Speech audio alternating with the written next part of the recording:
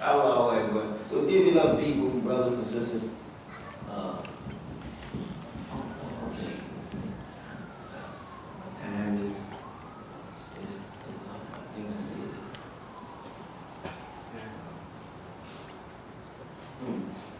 You know, put the CD up here and never turn it on. That's you got it. That's okay. I got it in my other one over here. But alhamdulillah, I think Allah, when you fall. No, I told Imam Khalil Akbar in Charlotte, he was forgetting he's always getting it. I said, man, you getting senior moments, huh? He said, no, I don't call them senior moments, Imam. I'll call them intellectual pauses. I said, I'm going to use it. I had an intellectual pause, and it's still on pause. Right here. But alhamdulillah, I hope that we've been able to share something of this topic in that way. And we'll have discussion on things. If there are questions, and if we want questions and things, we're happy. I don't know how we're going to do it. But there's a lot more. Anybody have a question that want to ask you that problem at this time? Yes, sir. Yes, sir. Establish the legacy here. I know we Establish what now? to establish, to continue the legacy of Imam. Right. Here in this masjid, and you can start it here because this is the start here. What procedures would you suggest as a community, other than the family talim, which is very good, immediately that we could begin? Well, I would look at the priorities that he set when he first came into the community. And the number one priority, anybody know what that is? Education. That's what he said. Our number one priority is education. Not just our school system, but adult education. Because, believe it or not, though we were educated in the Nation of Islam, there was a lot of miseducation. That's right. You know, so the Imam had to deal with that language that had encompassed us and engaged us, and the language that had encompassed and engaged us before that, the language of Christianity. So if you study the movement of when he came into office, he dealt with a lot of symbolism that we were locked up in, and slowly brought us out of biblical misconceptions with a lot of clarity, and then began to move us closer to the Quran and etc. So I would look at the legacy of education and the other programs that he established in the community. You see, we should always have some type of classes here, you know, and we should have our school. We should be all striving to have a school. All these children is here, you know, they should have a school, a full-time school, you know, they go all the way up. We should be looking right now, we should be looking not only at an elementary school, child development, elementary school, middle school, high school, junior high school, community college, university. That's how you, institutions is what establish a people. You see, and we should have a Quran school here. You know, we should have our youth, these young brothers, learning how to memorize the Quran, not like parrots, but how to explain it. You see, where you can think with the Quran. And there's so many techniques, you know, that I have learned over the years just with myself on how to be effective with the Quran. And I know it works. So I teach in a lot of communities that's not ours. You know, and brothers will come up to me afterwards thinking I'm a hafiz of the Quran. I am a hafiz of the Quran, but not that definition of hafiz. What Quran I learned, I know. Trust me.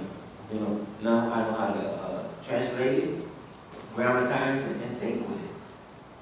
You know, so this is what would establish it. The Quran as the primary source of our education, you know, learning how to express it. Now, the definition of education that's been given to us by the world is not the education I'm talking about. When you go to University of Miami or and get these degrees, and they give you a certificate, all that's good, all that is wonderful. But when you talk about Islamic education, you got different developments of that education. One of the terms for Islamic education is called tarbiyah. Tarbiyah. It's defined as education, but it's from Ra, you know. And you know, Ra is like that education that is continued to educate, and when you get to one graduation, it starts educating you all over again. Rabbil Alameen. You heard how Imam Mohammed translated Alhamdulillah Rabbil Alameen, right? What is it? Well, how do you translate it? Praise be to Allah, the Lord cherishes the sustainer of all systems of knowledge. Okay. There's another term for education called S.T.A.N.D. S.T.A.N.D is the education of manners and morals. S.T.A.N.D. You know, like you tell a child, stop picking your nose. You know, don't be breaking wind at the table. You know, this is manners, morals, S.T.A.N.D, the manners and etc. You know, and the other thing. And then you have ta'aleem. Then you know about ta'aleem, right? It's teaching. Ta'aleem is teaching, instructions. That's another form of education called ta'aleem. Then you have tahaddaba. This is another type of education, which is refinement and cultural expression. Tahaddaba. And then you have tahdeed, which is the highest form of education, from the word hudan, which is guidance. Isn't that the object of education? To guide you. And I ask people this question, especially teachers and stuff, what is the highest form of education? Revelation. There's no higher education than revelation. You see? And when Allah revealed the Quran, it became the education and the renaissance for the whole world. So, to answer your question, if we make our priority and keep it as the number one thing, education, then everything that we do afterwards will be put in proper order. Because you won't be ignorant. You have knowledge. If you go into business, it'll be governed by revelation. If you go into politics, it'll be governed by revelation. If you go into education, it will be governed by revelation. And Allah says in the Quran, you see these minds you have now? Allah says, أَفَلَا يَتَذَكَّرُونَ الْقُرْآنَ أَمْ عَلَى قُلُوبٍ أَقْفَالُهَا.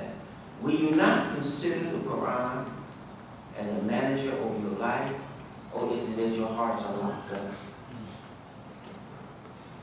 So the Quran, you know, if I got knowledge, the Quran goes over it.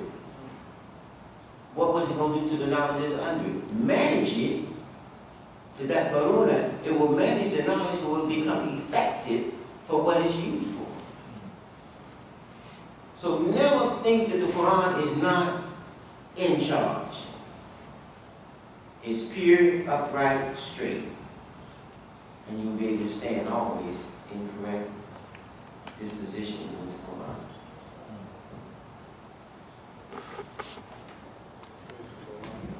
Yeah, let me add something. In the nation of Islam, this is very important.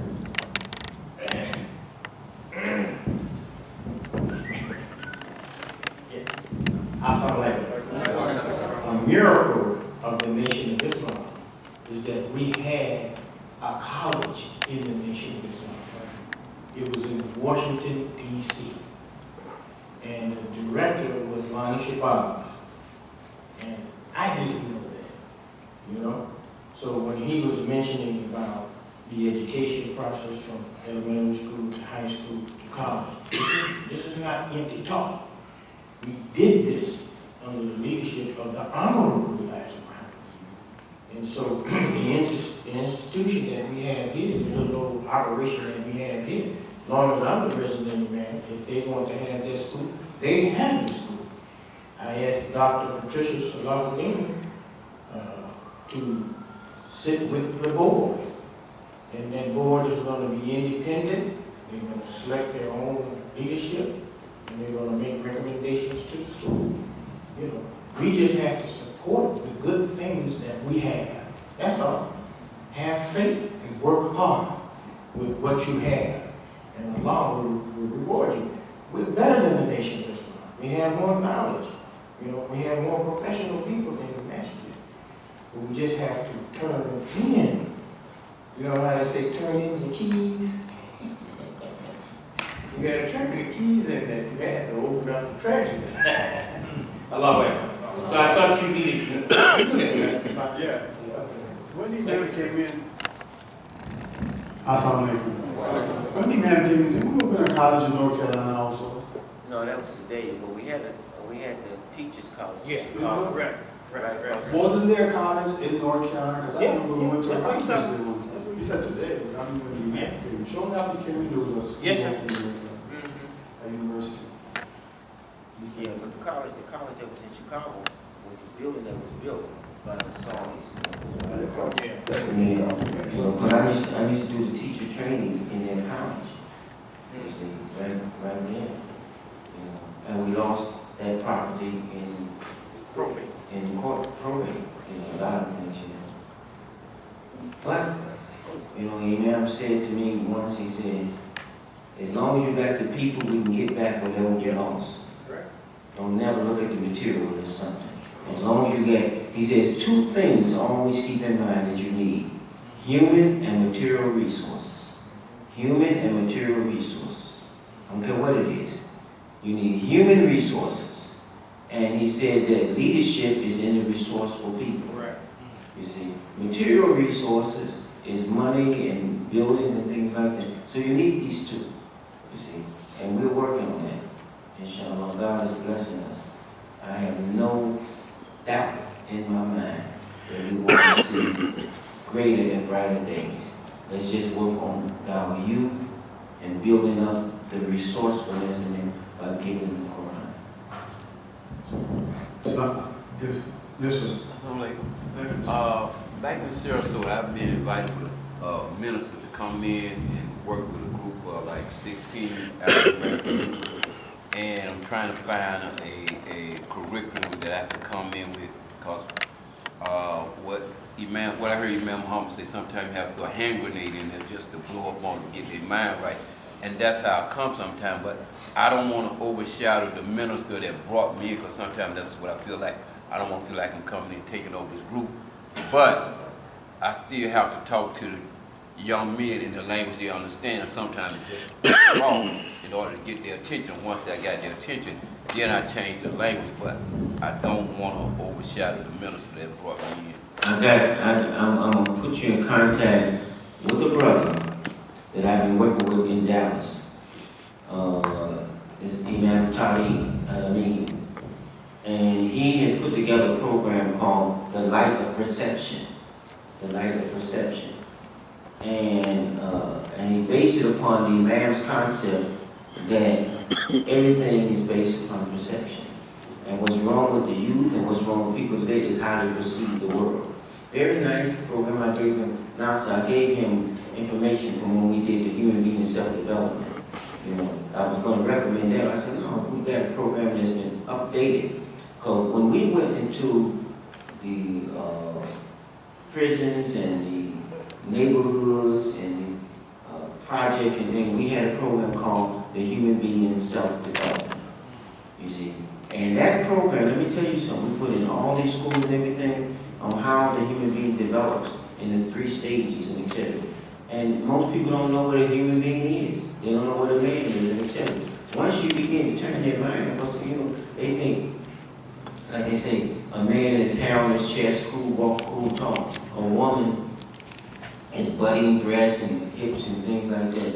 But we begin to define what a man means mind, woman means womb of mind. You see, human is earth or soil with a mind in it. You know, so we begin to define these things. And remember what Imam Mohammed said: in definition there is direction. In definition there is direction. He said, if you don't define what it is, you don't know where to go. So this program that Imam Tariq has developed, he's working in the school system there, is applicable to any situation with you. So I'm going to give you his number and let him talk with you. And once you said, I know you told me about that earlier when I came Friday, I think it's excellent. It's excellent. So we will help with that, Sean. Okay. Takbir. Takbir. Takbir. You have brothers, where is the program located? Where? In Sarasota at the middle school. Okay. At Booker Middle School. So you get the information from college. You have brothers here who have done what you're doing for years. They're in this room right now and know how to do it without offending anybody. So sometimes you have